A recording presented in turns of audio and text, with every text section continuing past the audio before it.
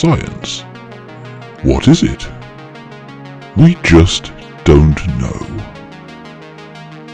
This is a show about science, specifically about getting it back when you don't have it anymore. We open with this very intense lad, Taiju, who's about to ask a girl out.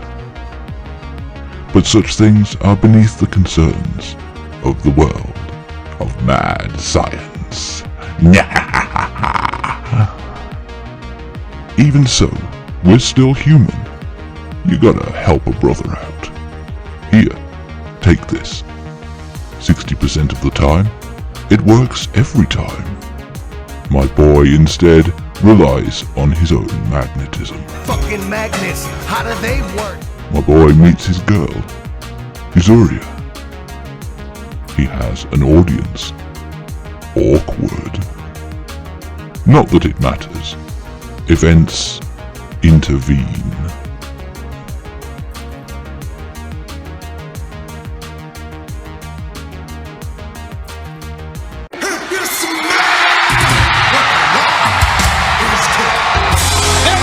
Not now, Twain. Where were we? Through sheer force of will, Taiju somehow clings to consciousness. Nature heals. Taiju endures.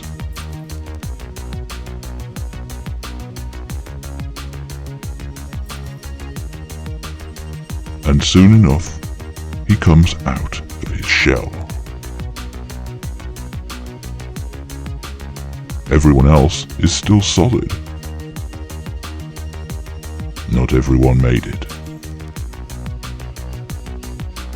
He finds Yuzuria. The tree has done a little growing. And with that little detour out of the way, he finally gets to say his piece.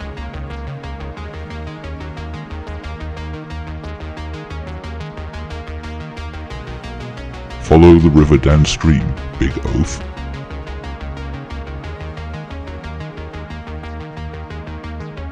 This is Senku, the science guy.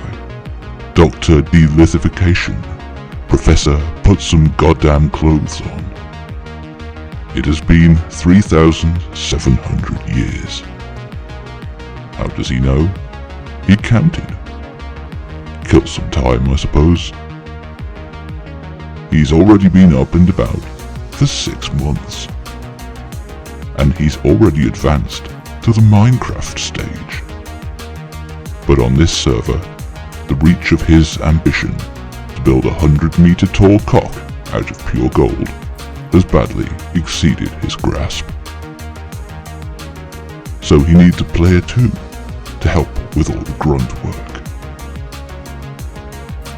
The great work begins with one of mankind's most important inventions, the kebab. While out foraging by trial and error, Taiju runs into the most glorious God Emperor of mankind. He also finds a cave, where Senku is collecting cave juice. I mean, the two of us alone, just a couple of dudes, can't restart humanity if you catch my drift. Yes, science! Turns out this stuff, nitric acid, might be good for unpetrifying people. Take notes, kiddos. Senku reckons it might work better with a little booze, for reasons of the dark art known as chemistry. About that, the great work continues with another pinnacle of human achievement. Alcohol! The cause of and solution to all of life's problems. By the way, I hope you don't think I'm making a joke here. The desire and ability to brew alcohol is genuinely reckoned by real-ass archaeologists to have been a driving factor behind mankind's transition from hunter-gatherers to agriculturalists, and therefore everything that comes with that. Thought of something. Underage drinking's a crime too. A criminal is someone who gets caught. Wine's good, but brandy's better. So we're kicking it up a notch and building a still. Advanced boozology as this is, It takes them a little while, long enough for the winter to come, and for Taiju to grow this bitchin' face fungus.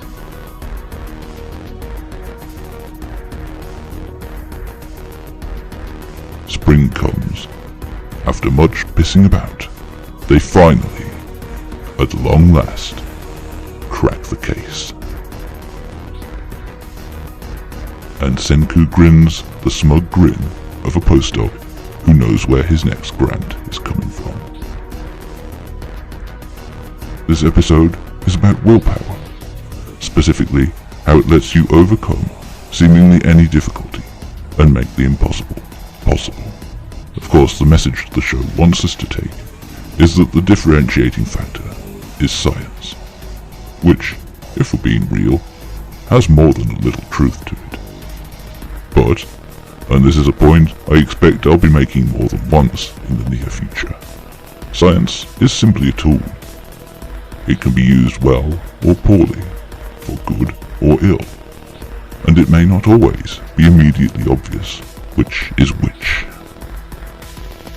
And just like any other tool, the thing behind it all is the human will. Take, for instance, the mightiest weapon of our age, the fury of the atom. It is unambiguously a product of science.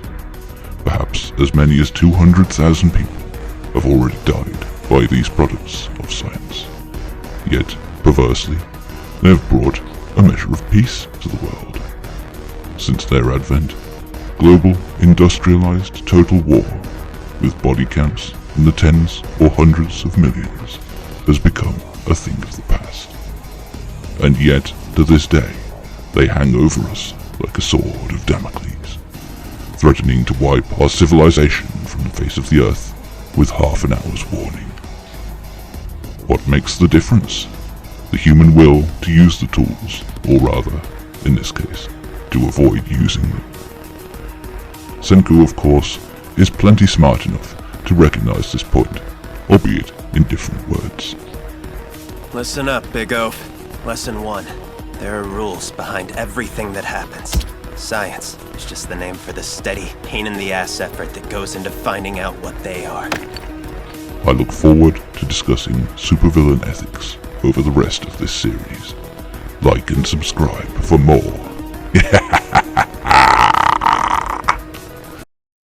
So who are they bringing back first? Maybe not the murderers. Taiju knows who he wants. This will definitely work, right? Sure, Senku says. I tried it on a random snapped off bit of some dude. Sucks to be them. Let's make it count for something. Wait. She's bare-ass naked. Forget that. We've got bigger problems. Quick maths. Escape by base jumping. Oh shit! Taiju bravely sacrifices himself to let Senku escape. This boy's got some stones. No, says Senku, that's retarded. You're not actually very good at fighting. Besides, I need you. So, third options?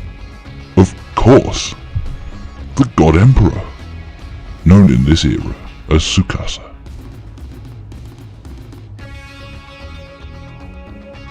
He gives them a taste of knuckle sandwich, and the rest of the pack no bound. I'm gonna choose to believe he memorialized this instant right here, and by naming his first son after it. Nice. Oh, sorry, thinking aloud. Anyway, this solved one problem, but may well have opened up others. Tsukasa respects the circle of life and vows to wear Simba with style.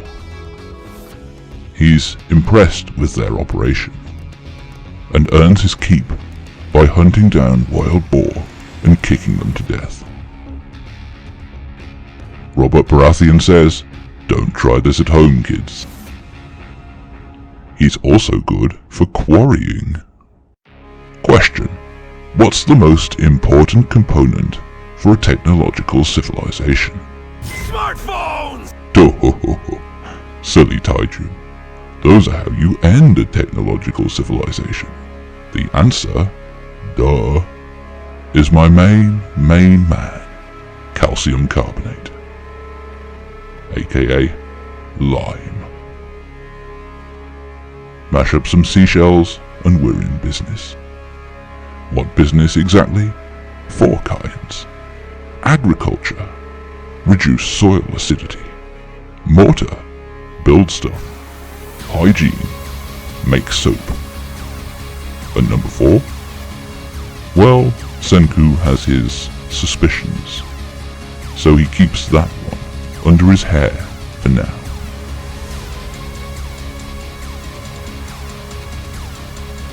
Tsukasa ponders their freedom in this new world. There's no one to deny them the bounty of nature, none to rob them of the world that is their birthright. And he intends to stay that way. Senku is clear, on the other hand, that he wants to bring everyone back. Tsukasa cannot, in good conscience, allow the re-establishment of a profoundly unjust system. Senku is unmoved, but in all honesty, he makes a great point. Loath as I am to invoke the P word on this platform, that's what this episode is about. I refer, of course, to pugilism. And we may also mention the closely related concept of politics. Already, with a mere 3 people, we have a significant disagreement about the direction society should be headed. Who's to say which is right? There's a clear and simple argument to be made for bringing everyone back, as Senku would. More lives saved equals more good. The writers of the show clearly find this line of thought sympathetic, and for anyone with a shred of empathy, it is at least somewhat compelling. And yet, Tsukasa is correct to point out that the world we inhabit today falls short of perfection, to put it very gently indeed, and that throughout history, every effort to do something about it has been drenched in blood, be it those who fought for it, those who resisted, or far more commonly, both. At the very least, progress has always required the threat of such, if those responsible for it have been serious about making it stick around. Tsukasa proposes no more than continuing this trend of history. I don't expect to resolve this in a YouTube video, but perhaps you will resolve it in the comments section. Senku thinks fast. He'll have to keep tight-lipped about the revival process.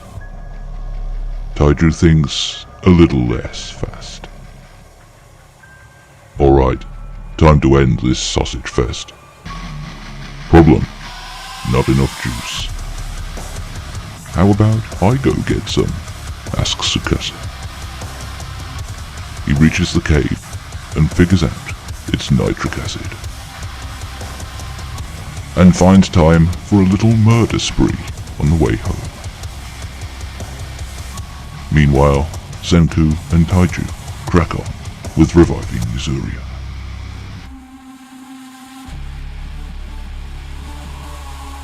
And get on the road. Oh, I'm killing people.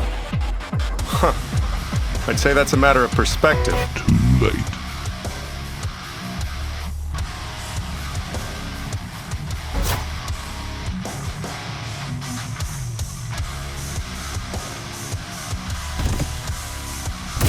Taiju eats a big kick, but doesn't hit back. He offers, "Beat the snot out of me. Just leave the stone people alone." Tsukasa points out that this isn't much of a deal. and then he conks out. Seems he got hurt after all. Tsukasa is content to leave it at that. Toju gets goaded back to consciousness, and Senku realizes that they won't be winning this one without better toys. Crafting weapons of science. Yes, science!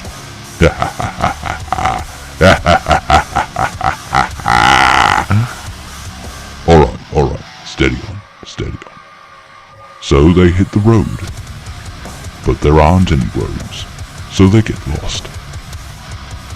A surviving landmark sure would be handy. Our location is 35 degrees 19 minutes north by 139 degrees 32 minutes east. Not that I don't believe you, Senku, but let's go and check that one out.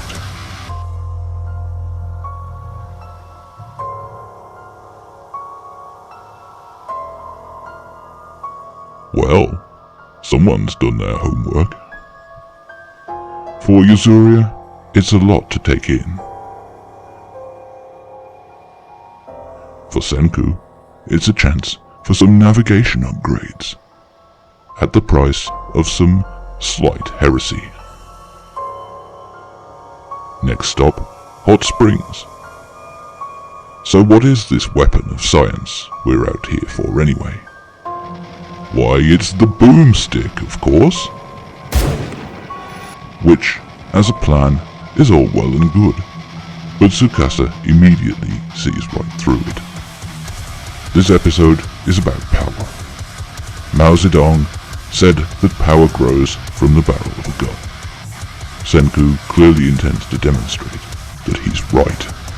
What is power? Being a member of the League of Supervillainy, I spent a long time pondering this question, and here's what I settled on as a pretty good definition. Power is the ability to make people do things that they otherwise wouldn't.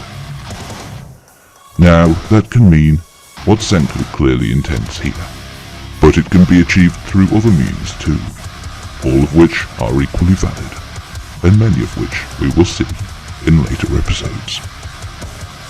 But why is it so important? Can't we all just get along? Discuss in the comments. Here's the plan. Take the sulfur from the hot springs, potassium nitrate from the cave, and charcoal, and we got ourselves a brew. Don't try this at home, kiddos, unless you want to be cool. When I was but a lad, a mere apprentice in the ways of darkness, I was the second person ever permanently banned from a county-wide school online forum for trolling too hard, as it happened. The first person ever permanently banned was a fella who went by the name of Three-Fingered Jack. He called himself that because he'd lost 2 fingers to a homemade bomb.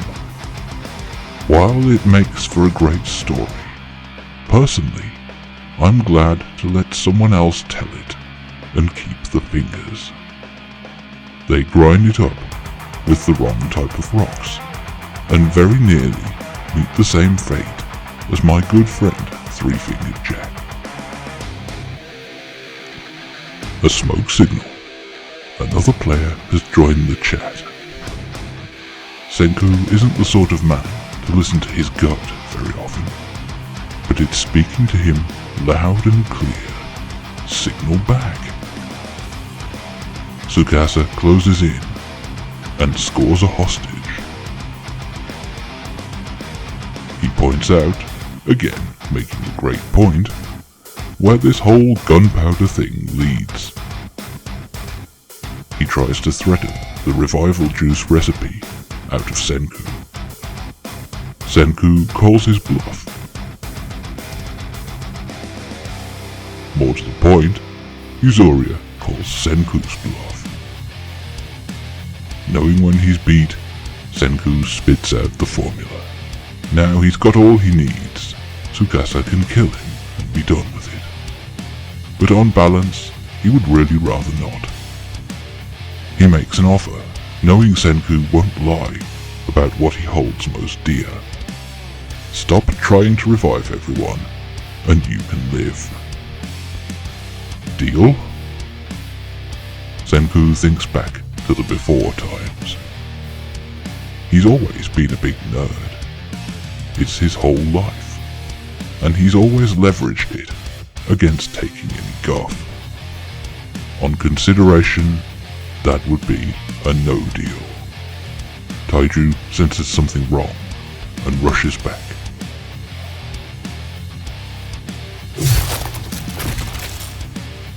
Too late. This episode is about the limits of knowledge and how we deal with them. When we take science as a process, as the thing we do, it's inherently an act of looking into the unknown. In this episode, there are several unknowns. The smoke signals, the hostage situation, Senku's fate. We can try to reason it out, but that will only take us so far. Beyond that, we can weigh the balance of probabilities, but sometimes that isn't enough either, and we've just got to go with our gut and roll the dice. And this is very much true for real-ass science as well. The miracle drug, penicillin, was discovered by accident. The first phone call was made when its inventor spilled acid on himself like a dumbass and called for help. Medical x-rays were invented by someone sticking their hand in the beam. When did you go with your gut and get lucky? Tell me about it. Senku's dead. Taiju takes it poorly. Tsukasa focuses his attention on Taiju, assuming the threat will come from him. He takes his shot and blazes it into the sky. While nobody's looking, Yuzoria lashes the gunpowder at him.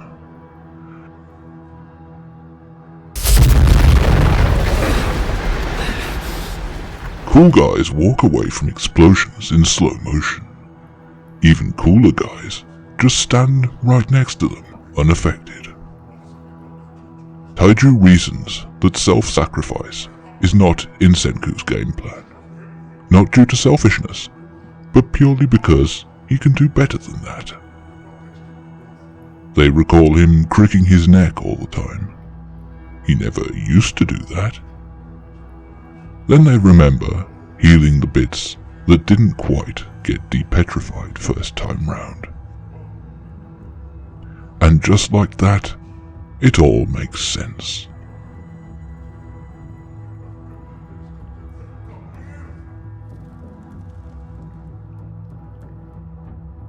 When Senku first woke up, it wasn't so easy. The other monkeys watch, baffled. Through a great deal of busting ass, he learned stone tools. Then rope making. Then the fire bow. Then fire! Then the snare.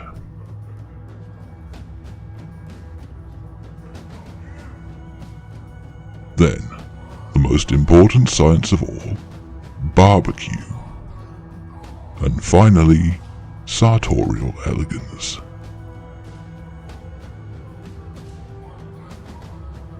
This episode is about planning. I won't say there's always a way, because sometimes, here in the real world, there just isn't.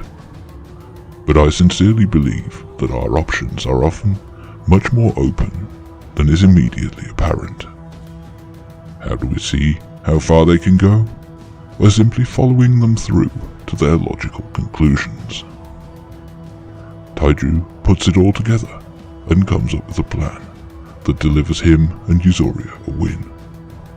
Senku puts it all together and comes up with a plan that lets him survive getting executed. That's spoilers, but come on, there's only one way this was gonna go. Tsukasa gets most of the way to putting it all together, but doesn't figure out this aspect of Senku's plan until later. TLDR, if you fail to plan, you plan to fail. When have you had a plan and nailed it? Get in the comments and tell me about it. This is all sounding altogether too much like hard work. A second pair of hands would be most useful, and Senku knows just the guy. So what caused all this anyway? Aliens? Well, that would certainly explain all the green. The military-industrial complex? Nah, that's only for turning money into rust. Viruses, maybe? Whatever it was, it affected specifically only humans and swallows. An African or European swallow? And why'd he wake up?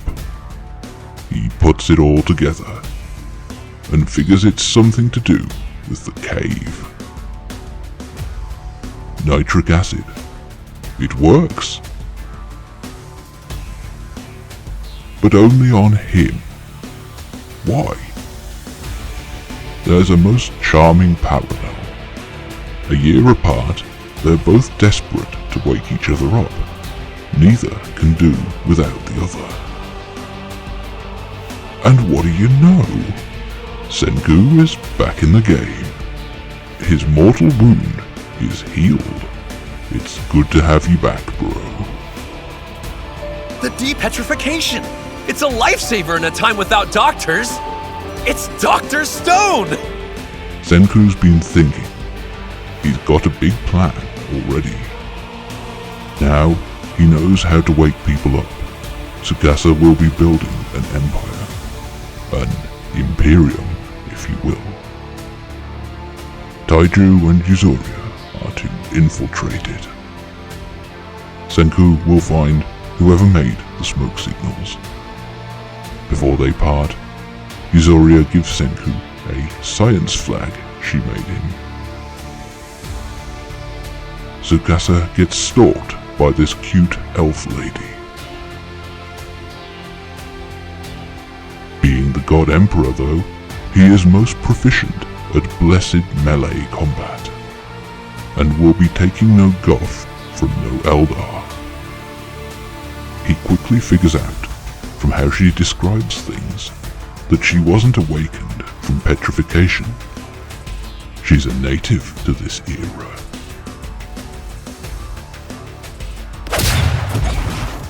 He traps her via some woodland management, and returns to the Batcave to make his own stash of gunpowder. Senku sees his chance. Does she need getting out of there with explosives? No, she assures him. They can do this the old-fashioned way.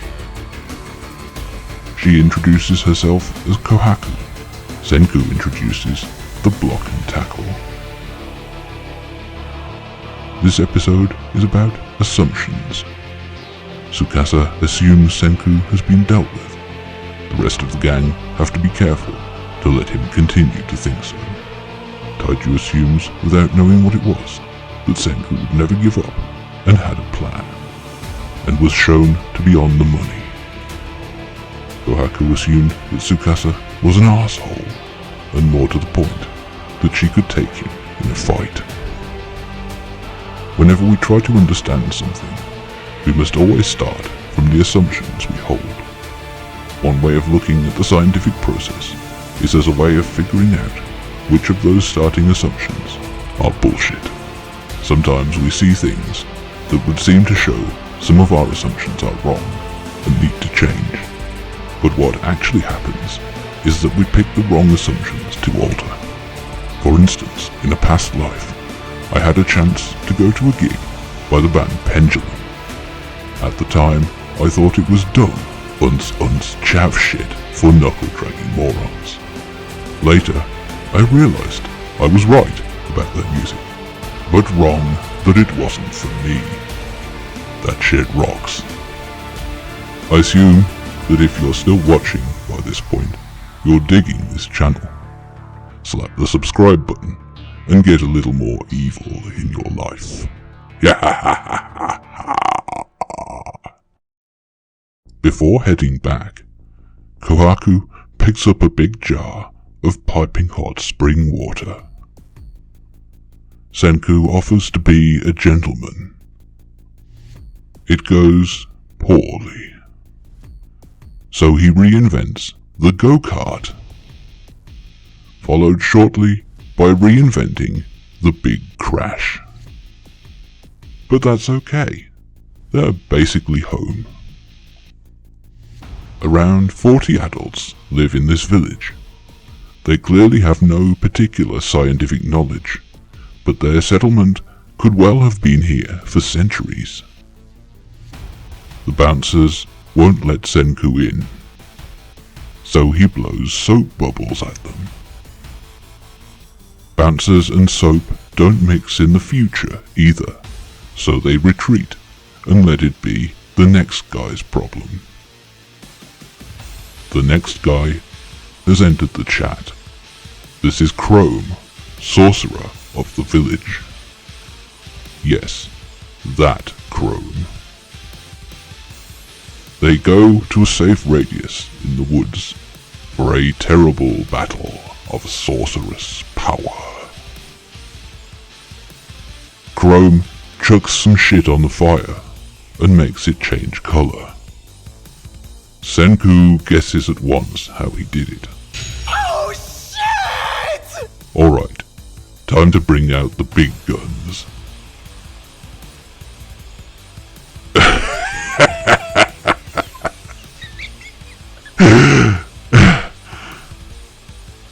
A sulfur ball static generator. Not a bad effort. But Senku rubs it with leather and generates a bigger zap. Having been owned in all previous rounds, Chrome goes all in and declares a final round. Winner takes all. Arithmetic! Pissing match complete. They put it all aside and nerd out. Senku gold plates a spear. So what does this do? Why, it looks cool, of course. We meet Kohaku's sister, Rory. She really is rather ill. Senku's already thinking what he can do for her. But first, he lays it all out for Chrome. And boy is he on board. Project 1. They're gonna make antibiotics. This episode is about dedication, even to a cause that seems pointless, on the off chance that one day, one glorious day, it all pays off. Senku embarks on yet another insanely ambitious project, synthesizing antibiotics, starting from almost nothing, including, at this point, not even the most vague diagnosis from his patient. Kohaku is hell-bent on helping her sister, and hauls this heavy-ass pot of spring water back for her every day. Rory only ever gets worse, but Kohaku does her damnedest anyway. And Chrome is consumed by the urge to know, to understand the world around him. He dedicated much of his time to figuring things out on his own initiative, and was left with little to show for it, but some mildly impressive party tricks, until a walking encyclopedia dropped in on him and gave him total, absolute vindication.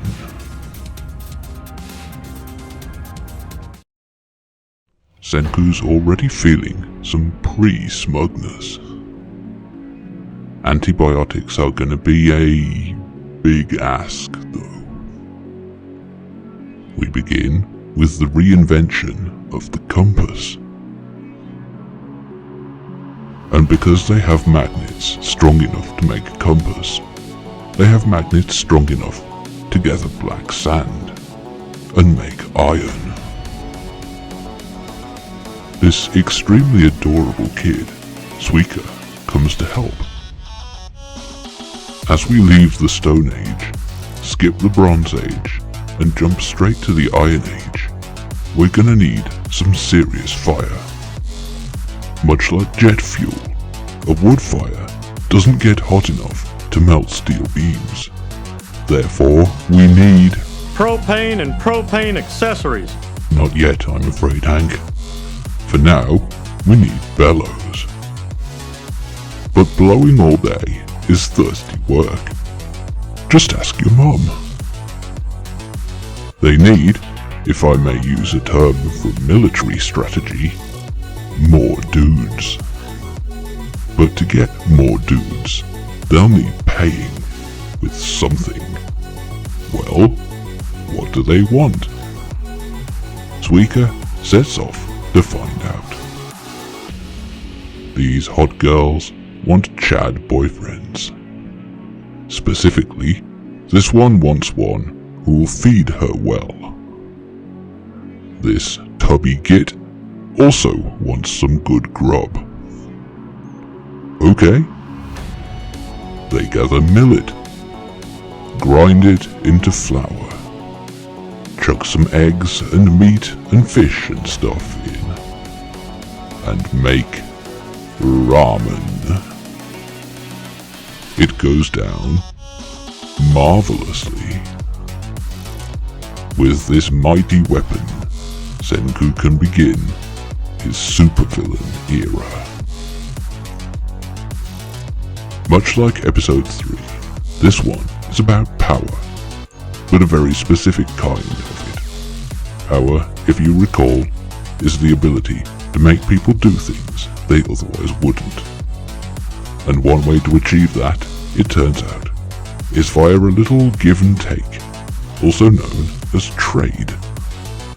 It turns out you can make people do stuff you want if you give them stuff they want in return. It's a simple lesson, but it's one of the foundation stones of human civilization. Get people doing stuff to give each other what they want, and you have a machine greater by far than the sum of its parts. While everyone is madly stuffing their pie holes, a new guy shows up. And he knows what cola is. Turns out this guy, Gen, has woken up all on his lonesome. Or so he says.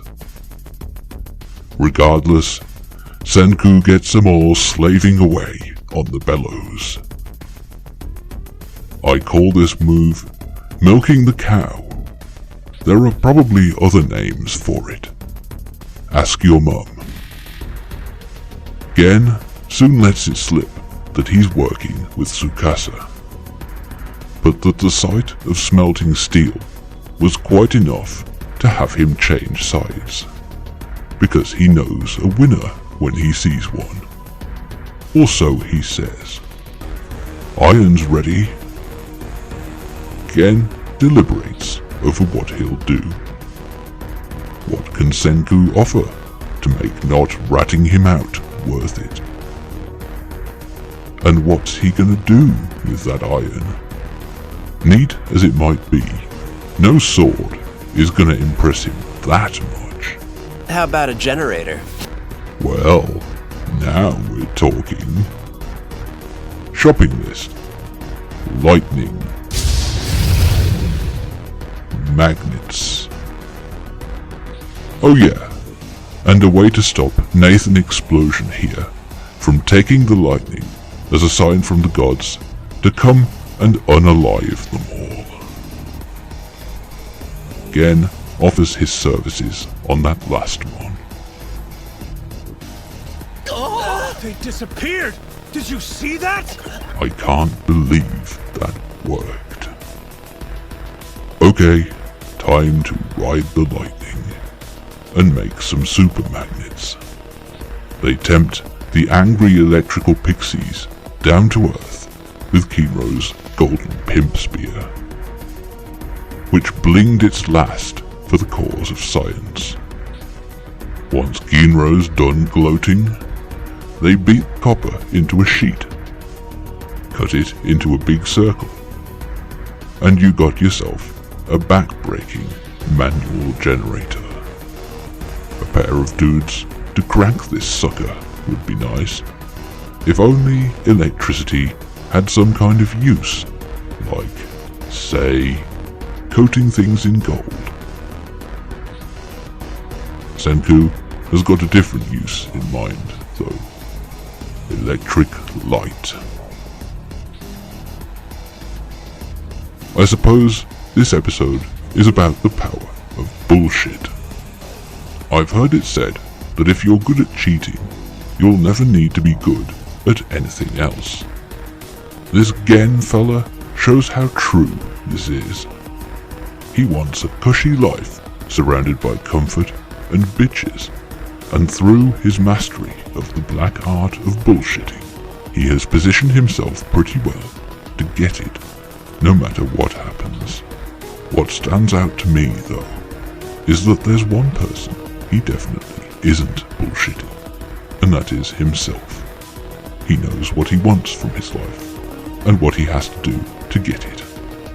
And while he doesn't hesitate to say whatever it takes to extract it from others, he clearly knows exactly what he is, and embraces it totally.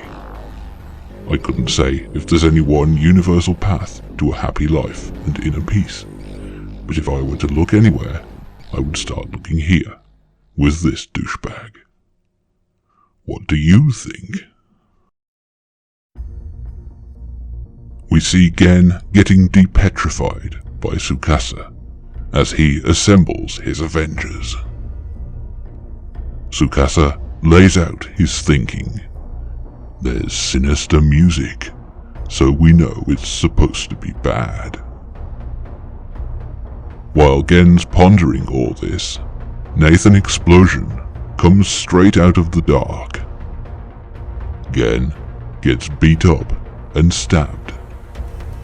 But wait, he uses blood packs to make it look like he's being killed to death. Turns out, he's been wearing this crap all day. Not realizing this, Nathan goes a little Gaston. I'm the most powerful one! Everyone should fear magma! Why is he so fighty lately anyway? Probably because leadership of the village is decided by cage match. Vince is back on his bullshit, and Nathan intends to show up with his steel chair. They'd already tried this a few months back, only Kohaku whipped his ass and became legally obliged to marry her own sister. Ginro, the little perv, thinks this is super hot. Well, this time they're gonna win it as a team. Not only will this strengthen and expand the Kingdom of Science, but it'll make healing Rory a lot easier.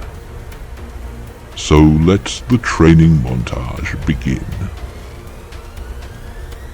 And while they piss about with that, Senku and Chrome will be sciencing hard. Gen runs back off and reports to Tsukasa. He reports that Senku is definitely dead. Why? Because Senku promised him a single bottle of cola. And let's make it ice cold, just for a bonus. This episode is about lesbionics. Gotta be real, I don't know what this episode is actually about. This was far too distracting. Do you know what it was about? Put it in the comments. How are you going to do science without strangely shaped flasks full of mysterious bubbling liquid? You aren't. Therefore, we need glass. It's handy stuff. Oh yeah, and it turns out Suika looks like this. It's because she's squinting. she needs glasses. They go and dig out a bunch of quartz sand, I don't like sand. plus a few other things they'd already gathered to make soap, plus some lead from melting down the fossilized brains of boomers. And that's glass, straight out of a medieval British pub.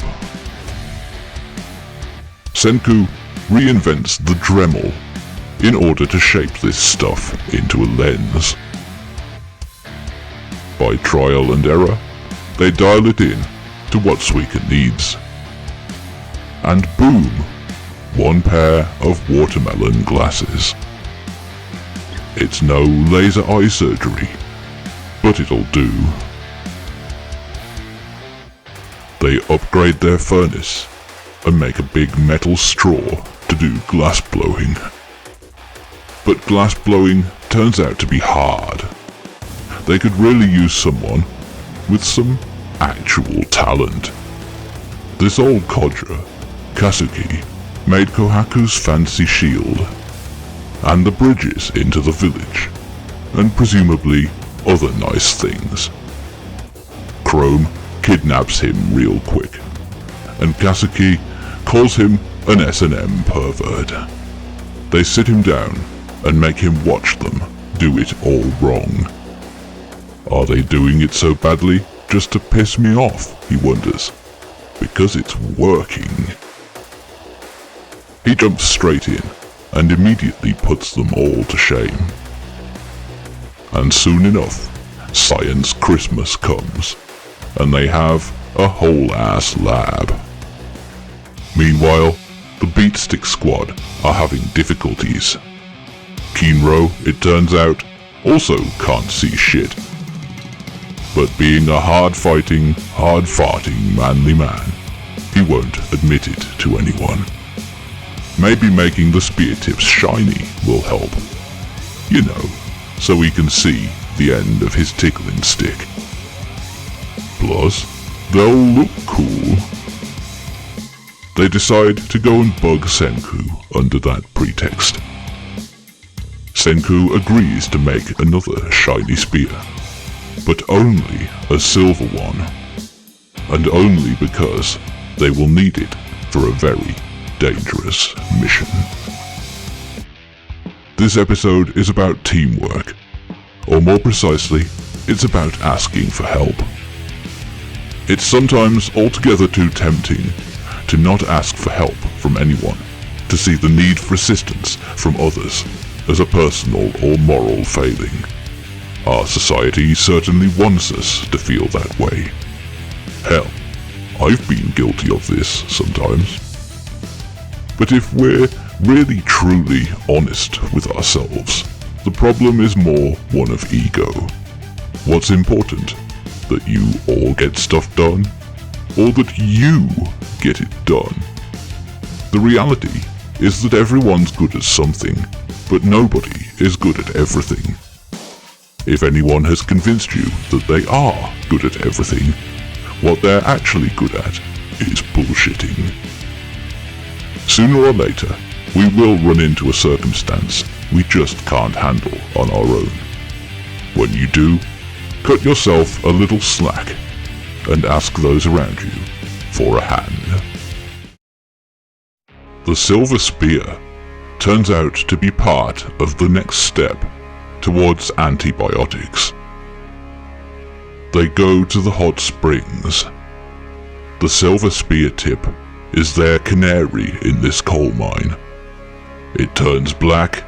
Turn and run, because if you don't, you'll be dead before you hit the floor, and you'll never know what hit ya. Damn, nature. You scary. They find a beautiful emerald green spring. It's perfect clickbait for the gram. Kinro almost blunders right into it, spear or no. These dumbass birds aren't so lucky. It's sulfuric acid. This is nasty stuff. The water's bad enough, but the fumes are just as deadly and impossible to see. Solution: primitive gas masks.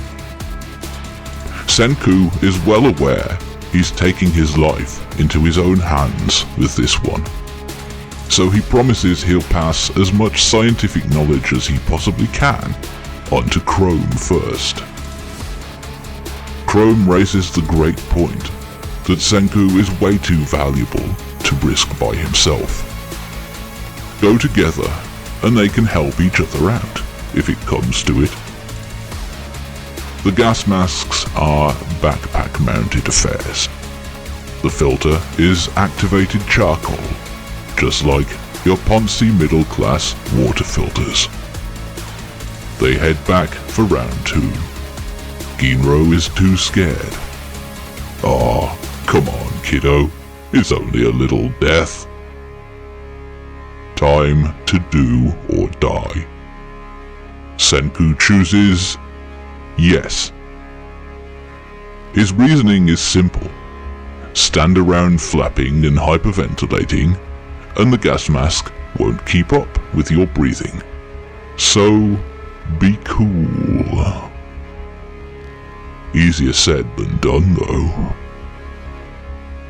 Ginro gets a pep talk from the old geezer, who tells him we all fear, but the measure of a man is when it comes time to saddle up anyway.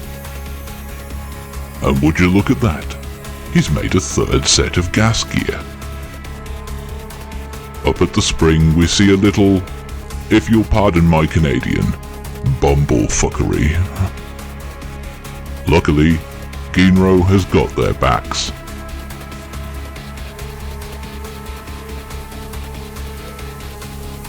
Mission accomplished.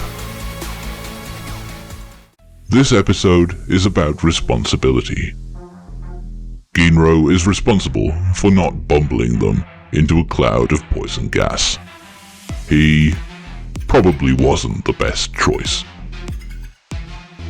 Senku feels solely responsible for taking the risk of gathering this most grody material. He understands the risks better than anyone, so he reckons himself the most likely to face them and come out on top. It's not made explicit, but as someone who is taking leadership over this project, he clearly also feels unwilling to send others to face risks that he wouldn't face himself. Chrome feels a sense of responsibility, more on the level of a friend and equal. He won't let his pal face death alone. Besides, what if they run into a much more minor difficulty that would be easily solved by 2 people, but would be a showstopper for just 1? Which is a great point, frankly. Why do these guys still wear helmets? It won't protect them at all if they go over the edge. But what if they fall over the other way?